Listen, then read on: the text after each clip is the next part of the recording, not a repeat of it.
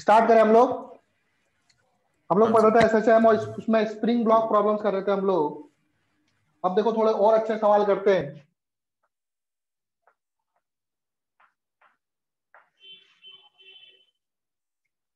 Question है, एक spring ऐसे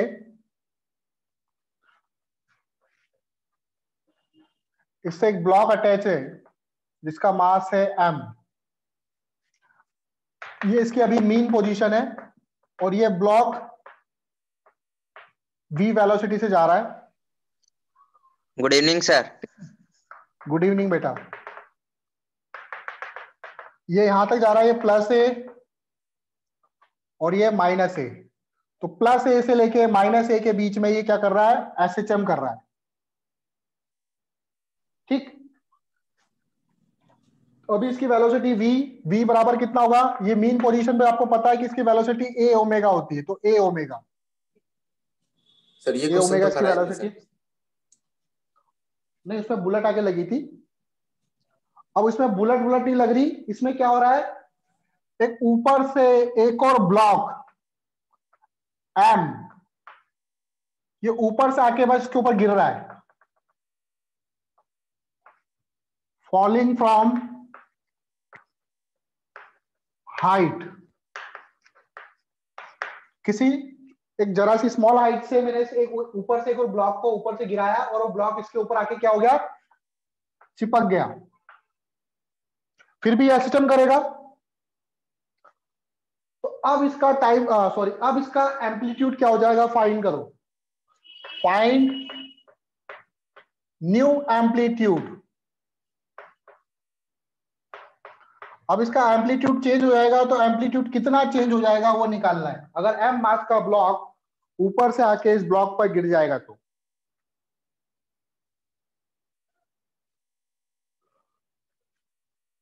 ठीक है। तो कैसे करेंगे क्वेश्चन, अगेन आपको मोमेंटम कंजर्वेशन करना है कि जब ब्लॉक इसके ऊपर आके गिर जाएगा तब इसकी वेलोसिटी क्या होगी। तो by conservation of momentum, by conservation of momentum, P initial equal to P final. Initial momentum कितना है, m इंटू v। ब्लॉक आके चिपक गया तो मास हो गया 2m, वेलोसिटी पता नहीं है तो मैंने मान लिया v डैश। तो यहां से m कैंसिल, वेलोसिटी हो जाएगी v बाई 2, वेलोसिटी हाफ हो जाएगी। ठीक है, अब ये वाला v क्या है, v बराबर क्या है, a ओमेगा, और v डैश क्या होगा, अगेन v डैश क्या a डैश ओमेगा डैश होगा। v डैश बराबर new amplitude new angular frequency. तो वैल्यू पुट कर दो, a डैश ओमेगा डैश और v की जगह रखेंगे a ओमेगा बाई 2।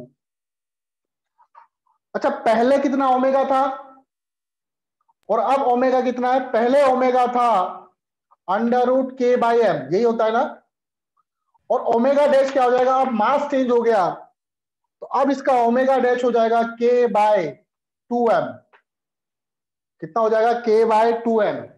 तो वैल्यू पुट करो यहां पे, a डैश ओमेगा डैश हो जाएगा अंडर रूट के बाय 2m। यहां पे वैल्यू पुट करेंगे ओमेगा की a by 2 under root K by m। तो आप लोग देखोगे यहां से कि ओमेगा के बाई एम कैंसिल हो गया, सिर्फ 1/√2 बचा। तो 1/√2 से √2 टाइम्स, तो a डैश हो जाएगा आपका यहां से a by root two sorry a dash हो जाएगा a by √2। This is the answer. बोलो, आया समझ में? हाँ सर। Yes sir. कोई डाउट? नेक्स्ट क्वेश्चन देखते हैं, थोड़ा अच्छा सवाल है।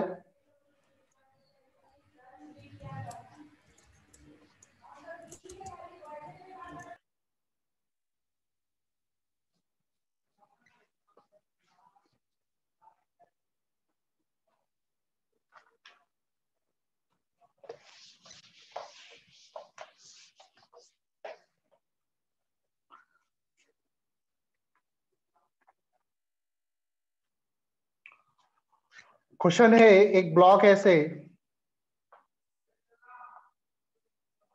एक और ब्लॉक है इधर, ये ग्राउंड पे रखा हुआ है, दोनों को स्प्रिंग से जोड़ रखा है।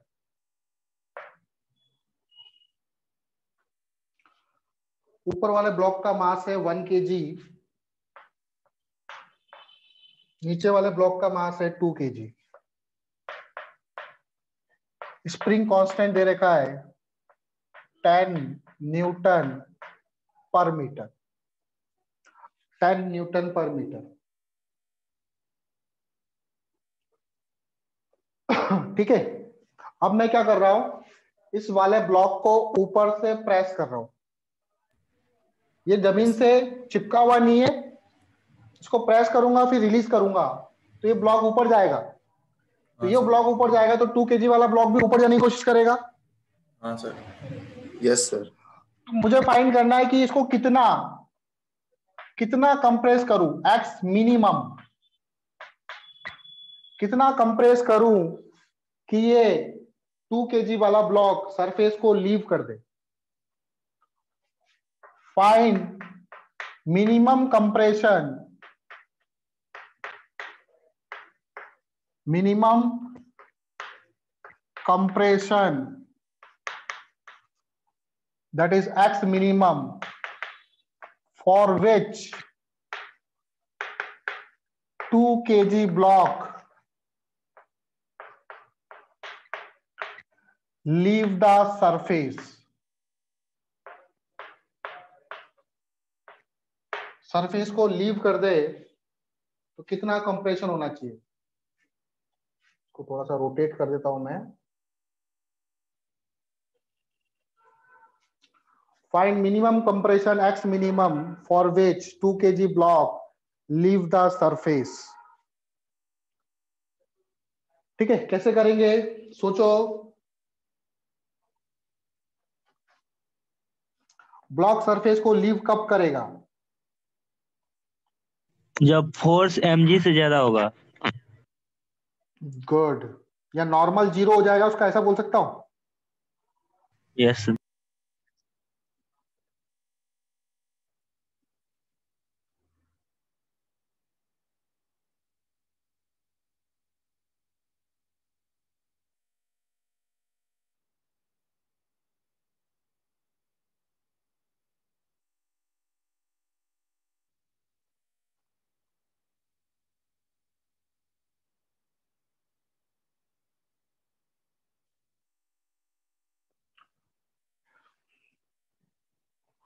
तो देखो,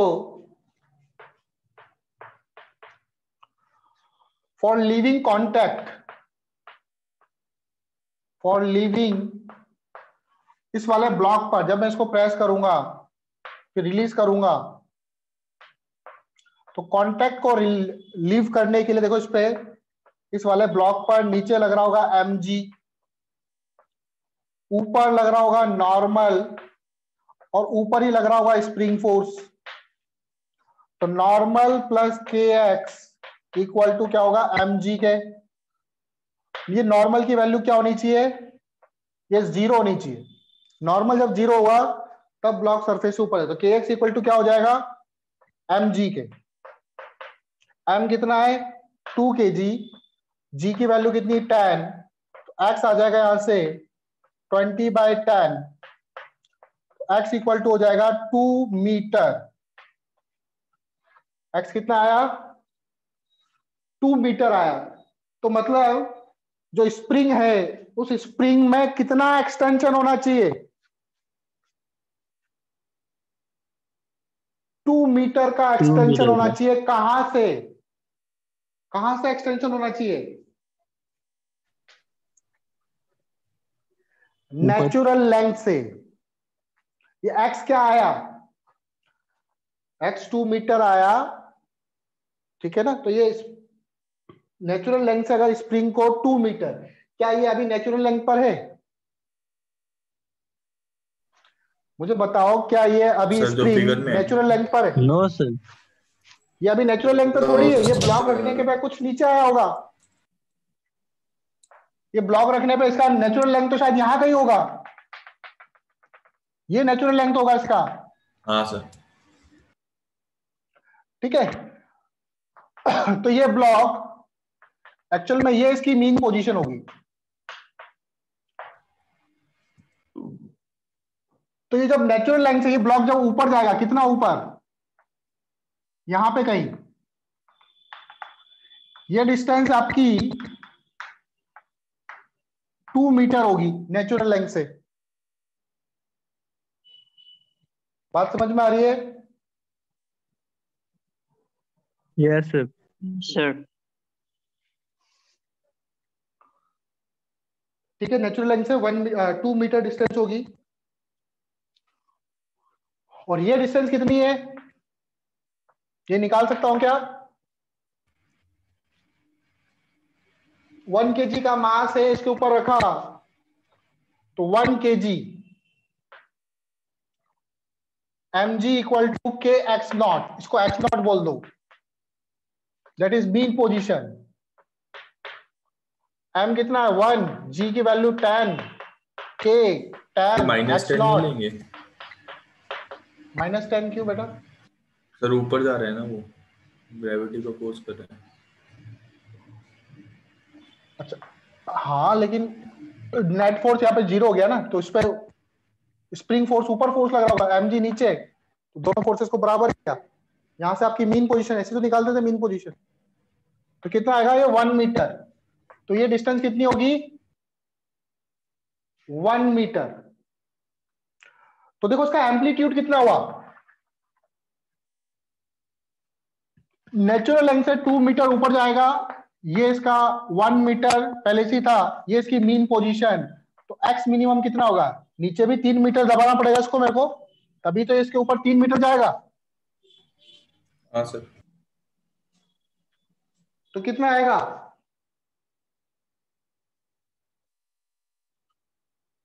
तो block loose contact, block loose contact if 1 kg block move 2 meter above natural length या नेचुरल लेंथ से 2 मीटर अबाव या मीन पोजीशन से 3 मीटर अबाव और 3 मीटर फ्रॉम मीन पोजीशन। इसका मतलब जो आपका एक्स मिनिमम होगा वो 3 मीटर ही होना चाहिए, क्योंकि 3 मीटर दबाऊंगा इसको, क्योंकि यही मीन पोजीशन होगी इसकी। इसके ऊपर 3 मीटर, इसके नीचे 3 मीटर, इस तरह से वाइब्रेट करेगा। बोला आया समझ में? हाँ सर। Yes sir. किसी को डाउट है? नेक्स्ट क्वेश्चन देखते हैं।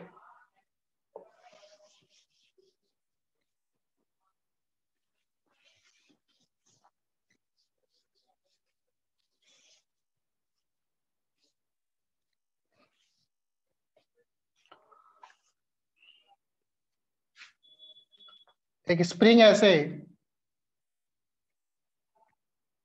जो ग्राउंड से कनेक्टेड है, जुड़ी हुई है,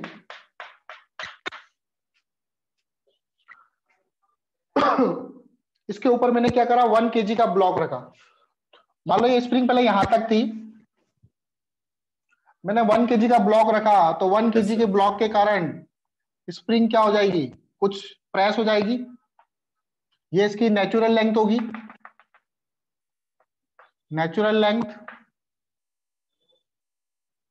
ये इसकी मीन पोजीशन होगी, जहां पर नेट फोर्स 0 होते हैं। ब्लॉक का मास कितना है 1 kg। ये ब्लॉक जो है वो सिर्फ बैलेंस है, ऊपर रखा हुआ है, चिपका हुआ नहीं है, जुड़ा हुआ नहीं है यहां से। ये सिर्फ स्प्रिंग के ऊपर Yes, बैलेंस sir. है, मतलब इस तरह का अरेंजमेंट कर रखा है कि ये सिर्फ इसको ऊपर बैलेंस कर रहा है। नॉट फिक्स्ड, इसके ऊपर फिक्स नहीं है। फिर मैंने क्या किया, इस ब्लॉक को नीचे प्रेस किया, कितना 2 मीटर,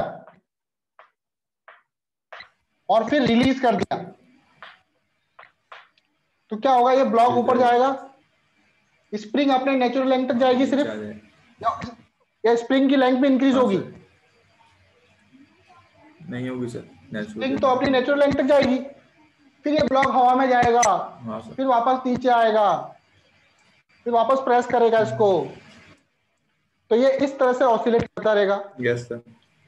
तो इसका टाइम पीरियड बताना है, वो बैलेंस है बेटा, इस तरह का सिस्टम बनाया कि ब्लॉक इसके ऊपर ही गिरेगा सिर्फ। ठीक है ना? अब वो समझ ले कैसे बनाया होगा, कुछ पेन टाइप रखा होगा, उसके ऊपर ब्लॉक रख दिया होगा, ब्लॉक ऊपर जाएगा, सीधा नीचे आएगा, फिर प्रेस करेगा। ठीक है, इस तरह का सिस्टम। उस पेन का मास मत लो। तो हमें फाइंड करना है, find time period of oscillation. इसका टाइम पीरियड क्या होगा, ये फाइंड करना है हम लोगों को। तो कैसे करेंगे?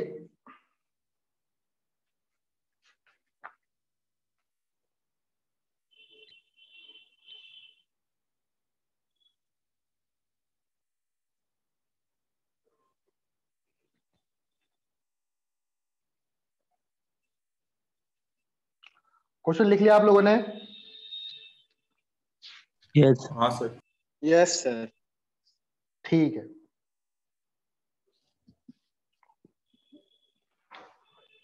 अच्छा ये कितना नीचे आ जाएगा? अच्छा के नहीं दे रखा ना, के इसका 10 मीटर ही है, 10 न्यूटन पर मीटर। के इसका 10 न्यूटन पर मीटर ही है। अच्छा के 10 मीटर है, तो नेचुरल लेंथ से कितना नीचे आ गया होगा, जल्दी बोलो। mg इक्वल टू के एक्स करेंगे, के एक्स नॉट, के की वैल्यू 10 है, m है 1 kg, तो 1 आएगा, ये 1 मीटर आएगा। अब मैं इसको पॉइंट ले लेता हूं, ये A हो गया, ये B हो गया, ये C हो गया। इसके बाद ब्लॉक, स्प्रिंग तो यहां तक जाएगी, इसके बाद ब्लॉक क्या होगा, फिर v वेलोसिटी से मूव करेगा, फिर ऊपर जाएगा, मोशन अंडर ग्रेविटी करेगा, वापस नीचे आएगा, फिर स्प्रिंग को कंप्रेस करेगा।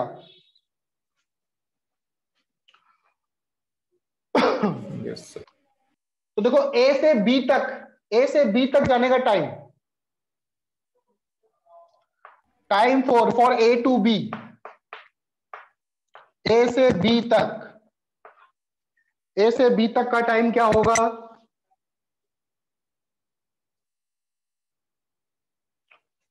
ये मीन पोजीशन है, ध्यान रखो। तो टोटल टाइम पीरियड का ये T/4 होगा क्या? A से B, फिर B से U, वापस नीचे आया, एक्सट्रीम पोजीशन से मीन पोजीशन पे आने का टाइम क्या होता है? ये एक्सट्रीम पोजीशन है, मीन पोजीशन पे आने का टाइम क्या होता है? T/4। तो A से B तक का जो टाइम होगा वो T/4 होगा। Yes. Time for A to B, ठीक है? Yes sir.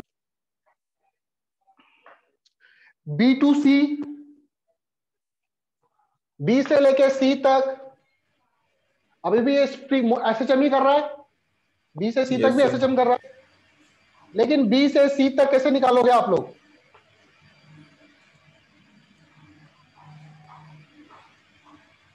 T/2। T/2 नहीं, T/2 क्यों होगा सर? डिस्टेंस भी हाफ हो रही है। T/4 होगा। T/4 तो A से B तक का है ना सर। डिस्टेंस हाफ हो रही है, टाइम नो सर, ये हमने निकाला था। मीन पोजीशन से A/2 डिस्टेंस तक जाने में कितना समय लगेगा? अगर मैं इसको फेजर से करूं तो मीन पोजीशन से A/2 जाने में, ये मीन पोजीशन है, A/2 यहां पर कहीं होगा, फेजर से कर रहा हूं मैं, ये प्लस है, ये माइनस है, ये थीटा बनेगा एंगल, ये डिस्टेंस कितनी है a/2, ये कितना है a, perpendicular upon hypotenuse sine theta, a/2 1/2 आएगा क्या ये? तो थीटा बराबर π/6 होगा 30 डिग्री। थीटा बराबर होता है ओमेगा टी, ओमेगा होता है 2π/t। तो पाई से पाई कैंसल, t बराबर कितना होगा t/12। बात समझ में आई क्या? स्टार्टिंग में करवाया था मैंने, हाँ सर। दिख रहा है आप लोगों को? तो मीन पोजीशन Yes, से a/2 डिस्टेंस पे जाने में उसको समय लगेगा t/12।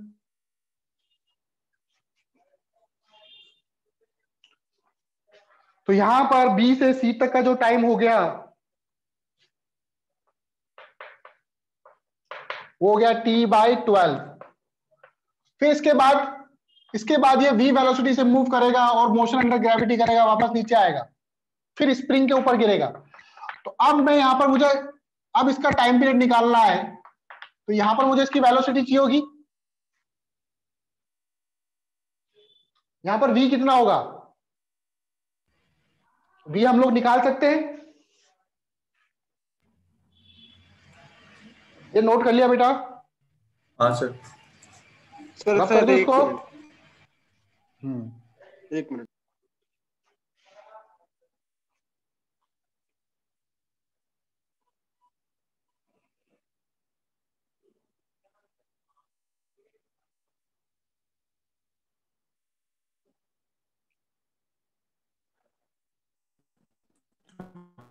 हो गया सर। हो गया?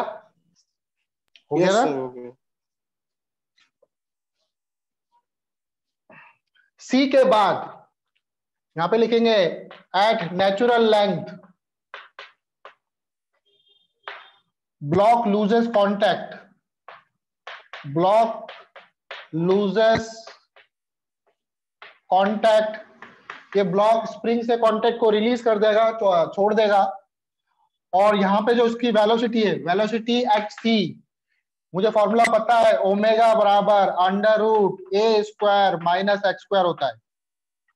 तो ए एम्पलीट्यूड तो इसका 2 मीटर है, vc ओमेगा